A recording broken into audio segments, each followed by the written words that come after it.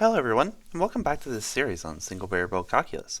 Today we're going to be continuing our exploration of the integration of single variable functions and take a look at some applications of integrals to the realm of geometry.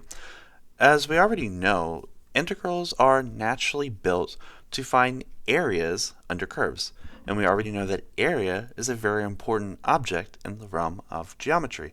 So we can clearly see that integration is a natural operation in the realm of geometry. So integrals are naturally built to solve geometry problems.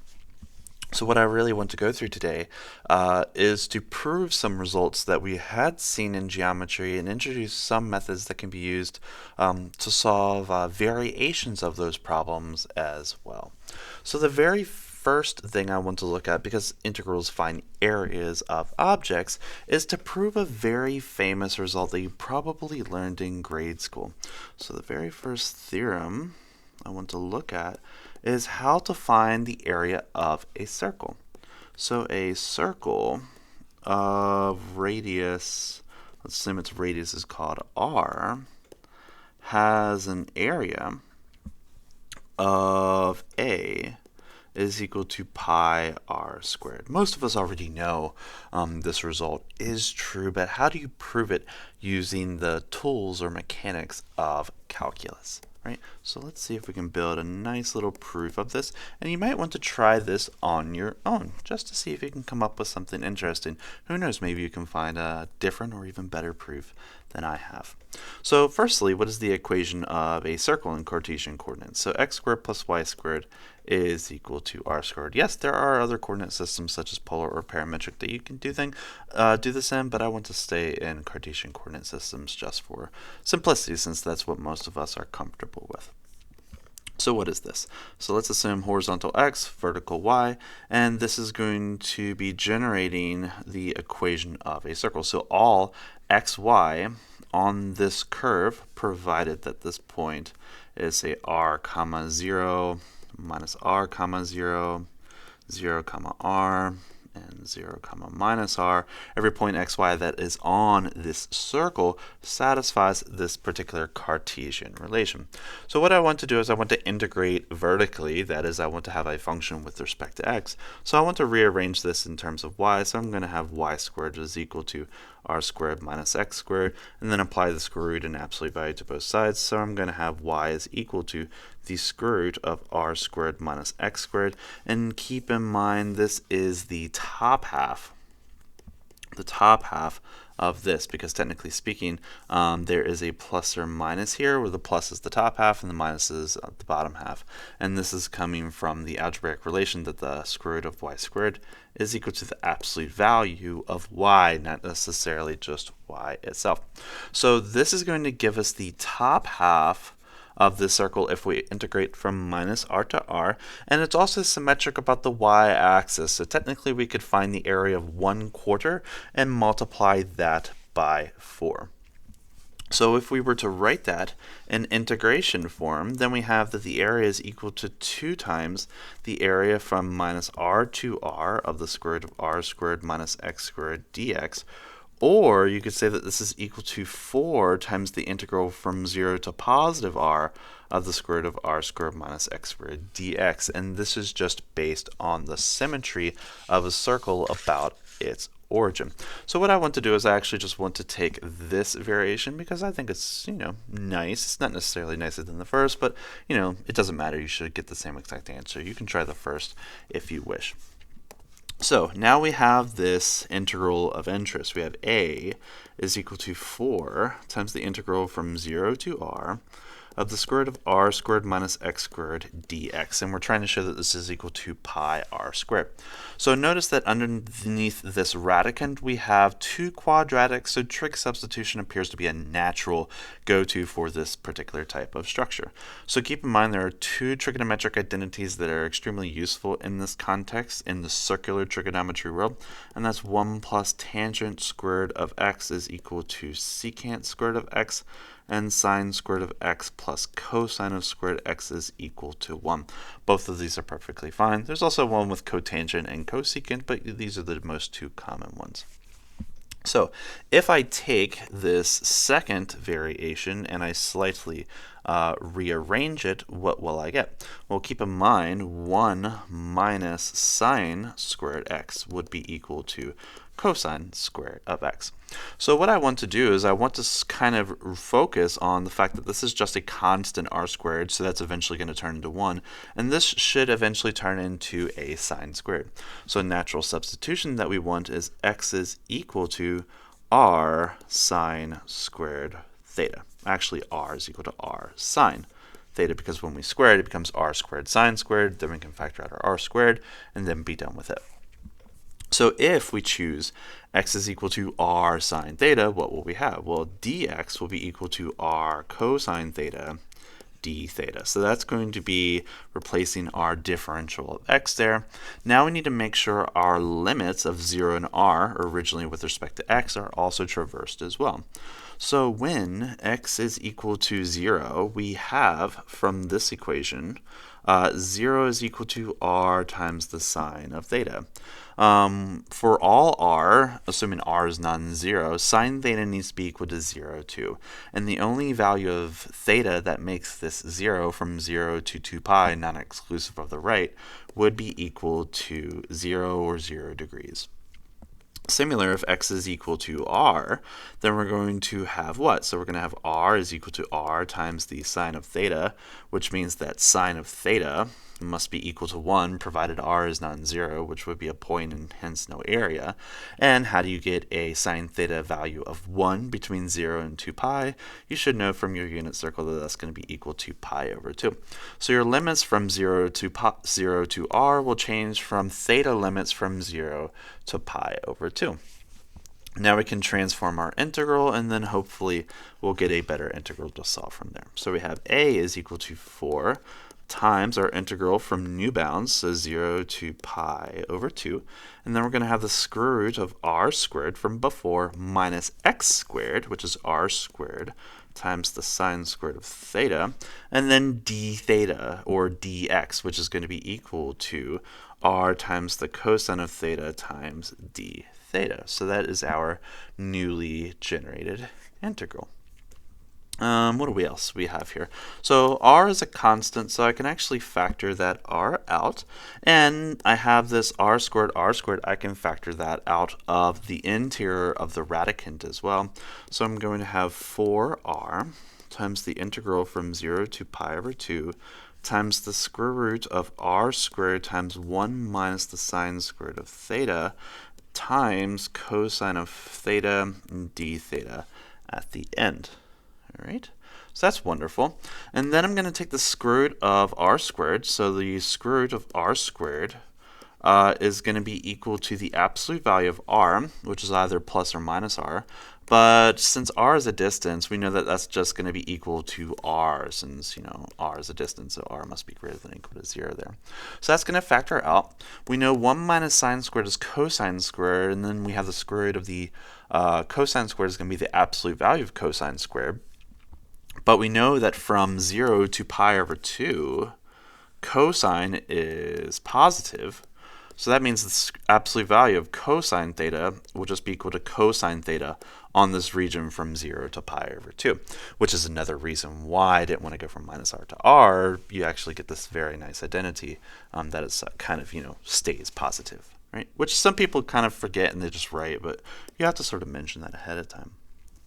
So we have another r generated from the square root of r squared, so we're going to have 4r squared times the integral from 0 to pi over 2, and then we're going to have a cosine times cosine, which is going to be a cosine squared theta d theta. And now we have a very, very nice looking integral to deal with. Now, we have this integral of cosine squared, so if you remember from trigonometry, we have several identities that we can work with here. One of the more famous ones is the double angle identity for cosine with the cosine squared variation, because there's 3 variations of this one. 2 cosine squared theta minus 1.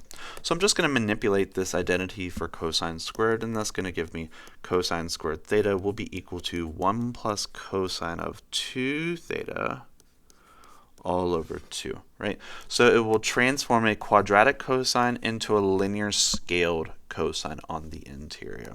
So once I apply that identity, what will I get? So I'm going to have this is equal to 4r squared times the integral from 0 to pi over 2, and then replace that identity. So we're going to have 1 plus cosine of 2 theta all over 2 d theta. Now notice that I have a 2 and a 4, so that's going to cancel into a 2 on the front constant. So I have 2r squared, integral from 0 to pi over 2, and then we have a nice friendly interior 1 plus the cosine of 2 theta d theta. And then I can use the linearity property of integrals and integrate over the sum. And I know the integral of 1, that's just theta. And the integral of cosine, I can use the backwards chain rule because the derivative of sine is cosine. So the integral of cosine will be sine.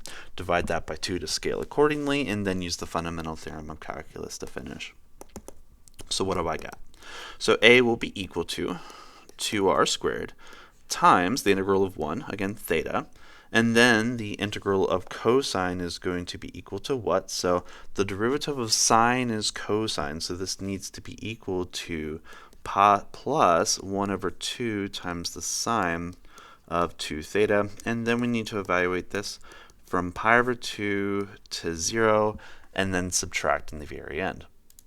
So what is this going to simplify into? Hopefully pi r squared if we haven't done any mistakes. So this is going to be equal to 2r squared, and then we're going to have what? So we're going to have pi over 2 minus 0 for the first evaluation, and then we're going to have plus 1/2 then times the second evaluation. So we're going to have sine of 2 times pi over 2, that's just going to be pi, and then minus sine of 2 times 0, that's going to be equal to 0, right? So that's going to be the second evaluation right there. So what do we got? So we got pi over 2 minus 0. Well, that's just going to be equal to pi over 2. That's not very exciting, right? But very important.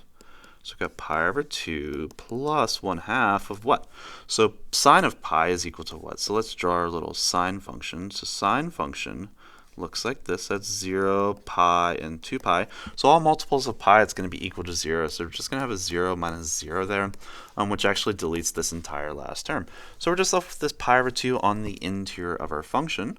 So that's just going to be equal to 2r squared times pi over 2. And what happens to these 2's? Well, those 2's cancel, and what are we left with in the end?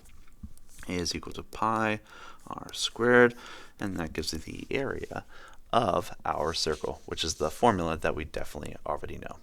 The next application for integrals to geometry is also an area problem, but it is sometimes viewed as a little bit more of a complex area problem. Because remember, area under curve is technically the area between two curves, a function above or below, and the function y equals 0, or f of x is equal to 0. Right? So now these curves can technically rotate or transform throughout the entire Cartesian plane, and then you can have this very interesting region enclosed by the points a, b, c, and the curves thereof.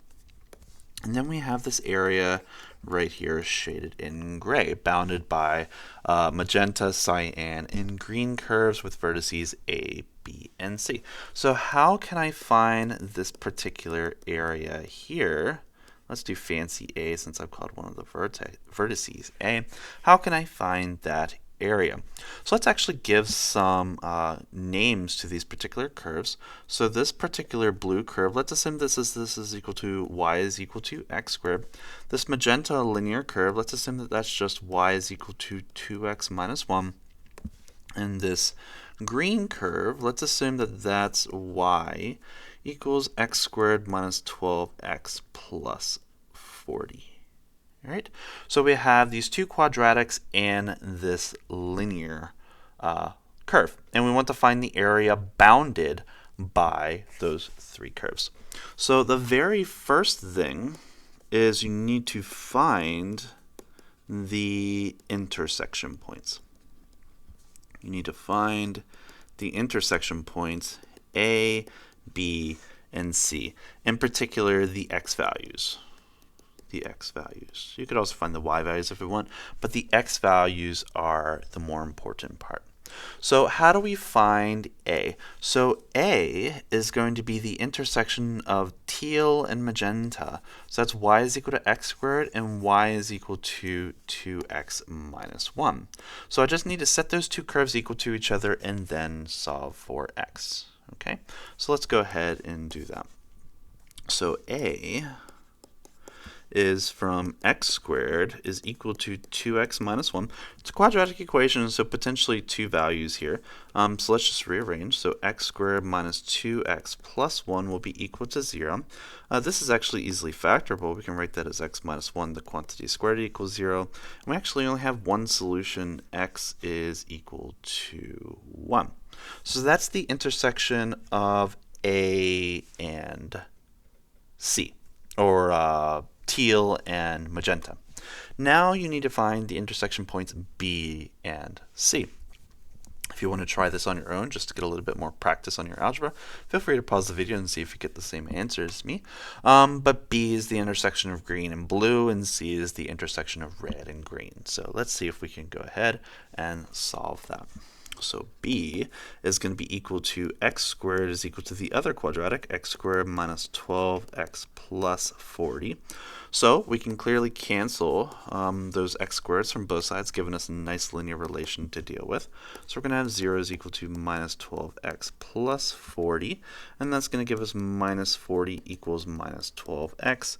And then what are we going to have? We're going to have x is equal to positive 40 over positive 12, or 20 over 6, or 10 over 3. So that's going to be our next value of interest for point B.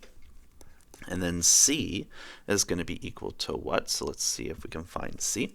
So that's going to be x squared minus 12x plus 40 will be equal to 2x minus 1. We can isolate this by shifting our 2x and our 1 to the other side. That's going to give us what? So x squared minus 14x plus 41 equals 0. This doesn't factor nicely, so quadratic formula is a necessity here. So we're going to have x is equal to negative b plus or minus the square root of b squared minus 4ac all over 2a. And that's going to be equal to some number. So the first value will be approximately equal to 4.17, and x2 is going to be approximately equal to 9.83. So which of these two values is our point? So we have to use a little bit of graphical logic to justify this. So what are we actually equating? So we're equating that parabola on the top, and we're also equating this particular line here. So this is the point that we want, because keep in mind our area enclosed is this region here. If we extend this line a little bit more out and extend that parabola a little bit more out, there is another intersection for these two curves. So if we list these things from least to greatest, this is x1 and this is x2. Therefore, this x1 value is actually all we really care about, right? Now, if you're interested in finding this area, then you actually need both of these points in order to find that. But I'll leave that little exercise for you to find, right? So now we have our 3x points that dictate the locations of A, B, and C. So actually, let's recreate our diagram just to make sure it's very, very neat for us to analyze. So here's our diagram, just sort of simplified a little bit. We have our intersection points A, B, and C. And we already know the x-coordinates for which these points are actually located. So now let's strategize how to find the actual area that is sort of entrapped by these three curves. So notice that if we look from A to B and we integrate underneath this top curve, then we're going to have this area here, and we're also going to have this area here, right? So if we call this function f, then the integral underneath f from, let's call it little a to little b, will just be equal to little blue, light blue plus light green. But if we take away light green, and then we're just left with this light blue region, so the integral underneath f from a to b, but then subtract the area underneath g from a to b, then we're just left with that light blue region, which is the portion of the area that we're actually interested in finding. So I'm actually just going to call this region 1, the area of region 1. And also, we can do a similar strategy for the other piece. For example, how do we find this area here? Well, that's just the area underneath h, taking away the area that's underneath g again, right? So it's the integral under h minus the integral under g from x equals b to x is equal to c. Agreed? Great. And we actually already know what these values equal to. We found that a was equal to 1. We found that this value b was equal to 10/3. And we found that c was approximately equal to, what did it come out to? 4.17. And the exact analytical value actually was 14 minus the square root of 32 all over 2, just in case you want a little bit more precision. And this area here, I want to call R2, so we have R1 and R2. And the area, so therefore this fancy area, will just be equal to the sum of region 1 and region 2's area, right? So that's our strategy, right? So find the area between curves is very intricate, but it's actually not too bad if you stay very organized with it. So let's actually go ahead and find what these areas are equal to. So what is region 1's area? So that would be the integral from our point A to our point B of the upper curve, x squared, minus the lower curve, 2x minus 1 dx. Right, so this is our above curve, and this is the below curve, right? So that's the area that we're removing below that particular curve. Right? So we can use fundamental theorem of calculus. You can also distribute this out a little bit. So what are we going to have? So we're going to have, what's that, 1/3 x cubed minus 2x will integrate to minus x squared, and then plus 1 will integrate to positive x. And then we're going to evaluate this at 10/3. That's our value of b. Evaluate this at 1. That's our value of a. Do some fancy math and some approximations, and you're going to have that's approximately equal to 4.23. And then how do we find region 2?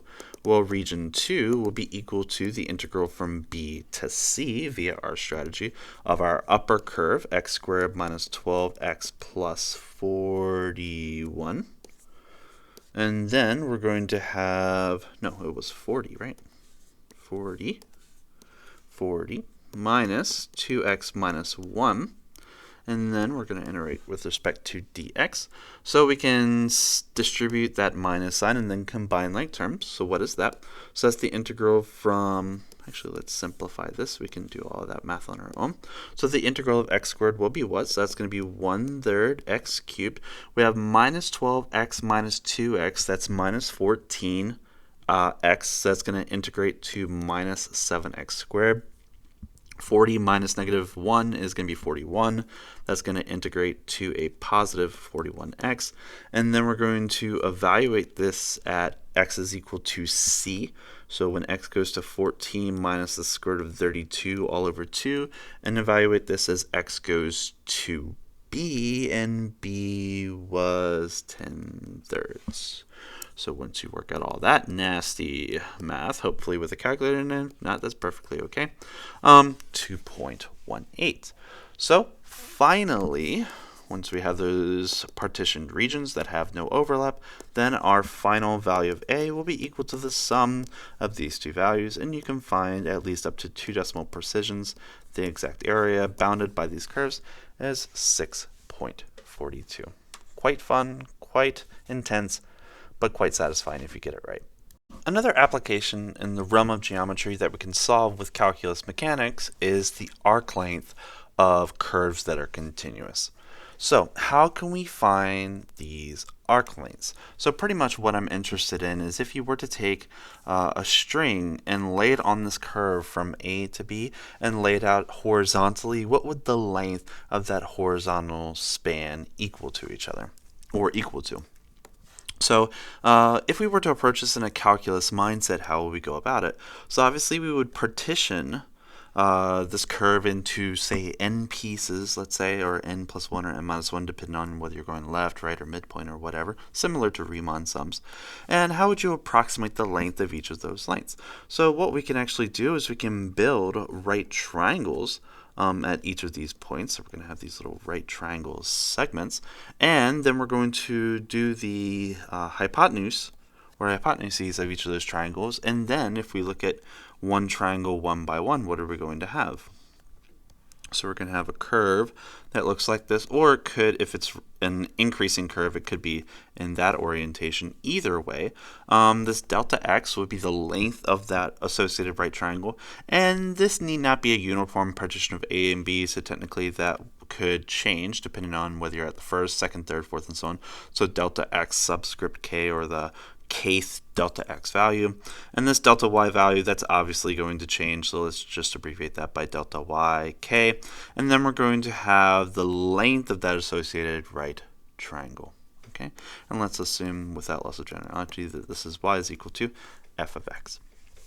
So the length of this curve, if we were to formulate this from the realm of calculus, is going to be, at least from the realm of approximation theory, the sum from k is equal to 1 to n of these length values Lk, which again is approximately equal to, via Pythagorean theorem, the sum from k is equal to 1 to n of the square root of delta x k squared plus delta y k squared, right? So that's from the Pythagorean theorem. So I don't want an approximation, I want the exact value. So how can I get that via limits? So then L will be equal to the limit as n goes to infinity, or each of these delta x's, or let's say the maximum or the supremum of these delta x's, let's assume that that goes to 0, of the sum from k is equal to 1 to n of delta x the k squared, and then plus delta y k squared. Right? Now I'm going to perform a little bit of algebraic manipulation on this particular sum by factoring out a delta x k squared from both of those terms. Once I do that, that's going to give me the limits, and I'm not going to write that subscript again, so I'll actually just write the top one, of the sum from k is equal to 1 to n of the square root of 1 plus delta y k over delta x k, the quantity squared, and then we're going to have a delta x k squared on the outside.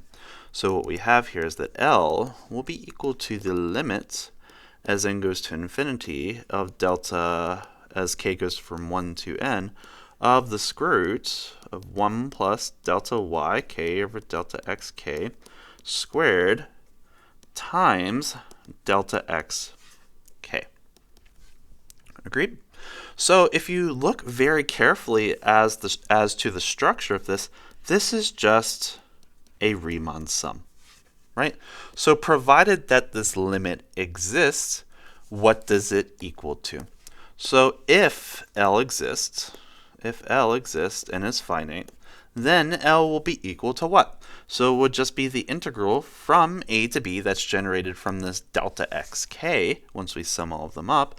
And then we're going to have the square root of what? 1 plus, and that's just dy over dx. Dy over dx, the quantity squared, dx, right? Where y is the function that you're finding the arc length of on the interval on a, b.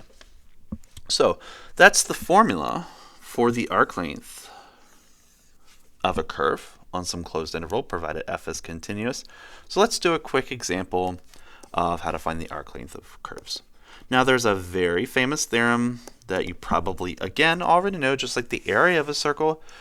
But what would the, arc length of a circle be called commonly? Well, we commonly call that the what?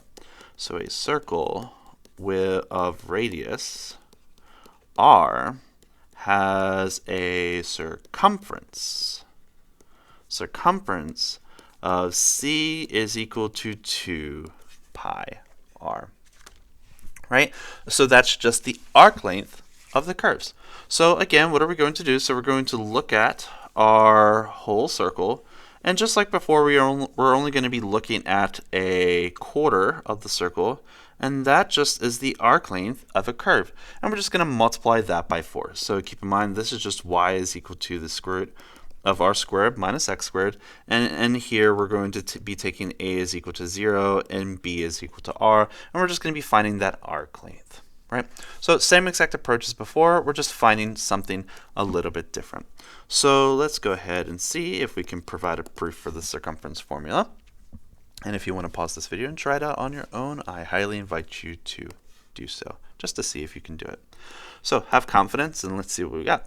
So C will be equal to 4 times the arc length of this quarter circle. So that's going to be equal to the integral from 0 to r of the square root of 1 plus, and then we're going to differentiate that function, the square root of r squared minus x squared, and then we're going to be squaring that derivative, and then we're going to be multiplying by that differential of dx. Now, I highly encourage you not to square that square root, because keep in mind that derivative is protecting that square root. So you have to differentiate first, then square that result, else you highly likely will get a wrong answer. So what will that be? So obviously we got to do a quick chain rule here, but the derivatives of square roots, you've probably done that so many times, you probably know what that comes out to.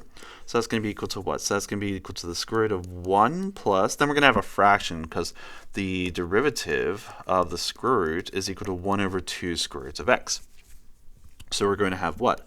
So 1 over 2 square roots of r squared minus x squared times the derivative of r squared is 0 times minus x squared, that's just going to be equal to minus 2x. And don't forget that power of 2. Right, so that's going to be giving us that value. Do notice here that we have a 2 here and a 2 here, and that negative is going to eliminate underneath that square, so we can sort of eliminate it here. And we're going to have what? Don't forget that lonely little x there. So we're going to have 4 times the integral from 0 to r of the square root of 1 plus x, and then we're going to square it all over the square root of r squared minus x squared squared, which is just r squared minus x squared. Right? So that's going to be that multiplied by dx on the outside. Now let's get a common denominator for that fraction here. 1 over 1 plus that little fraction with x and r is going to be equal to what? So we're going to have 4 times the integral from 0 to r, and then we're going to have what? So r squared minus x squared plus x squared all over r squared minus x squared times dx. And then we have what canceling here? So we have that minus x squared, that x squared there, that cancels, just leaving the square root of r squared. And keep in mind that the square root of r squared will be equal to the absolute value of r, which is equal to r since r is a distance. So that r that's on the top can be factored out as a constant. So we have, finally, the circumference will be equal to 4 times r times the integral from 0 to r of what? I'm going to have 1 over the square root of r squared minus x squared dx. So that gives us a very basic looking integral, at least, to solve. So again, I want to use some trig substitutions to sort of deal with this integral, and I'm going to use the same one that we did before for our area proof. I'm going to be letting x be equal to r sine theta. So that means dx will be equal to r cosine theta d theta, and obviously if x belongs to 0 to r, then theta will belong to 0 to pi over 2, just like before. So once we do that, what are we going to have? So we're going to have our circumference will be equal to 4r times the integral from 0 to pi over 2, and then we're going to have 1 times dx will be equal to 1 times r cosine theta d theta. So we're going to have r cosine theta d theta all over the square root of r squared minus r squared sine squared theta, which is just cosine theta in the size. Agreed? So once we have that, what will we have? So be very, very careful here. So this is going to be equal to 4r integral 0 pi over 2 r cosine theta, and then we're going to have the square root of r squared times the square root of 1 minus cosine squared, 1 minus sine squared, sorry, so 1 minus sine squared theta. Let's not forget our d theta there. So r and r cancels, and cosine theta cancels, so we're just left with 1 as the integrand. So we're going to have 4r times the integral from 0 to pi over 2 times 1 d theta. And we know that that integrates quite nicely. That's just 4r times theta.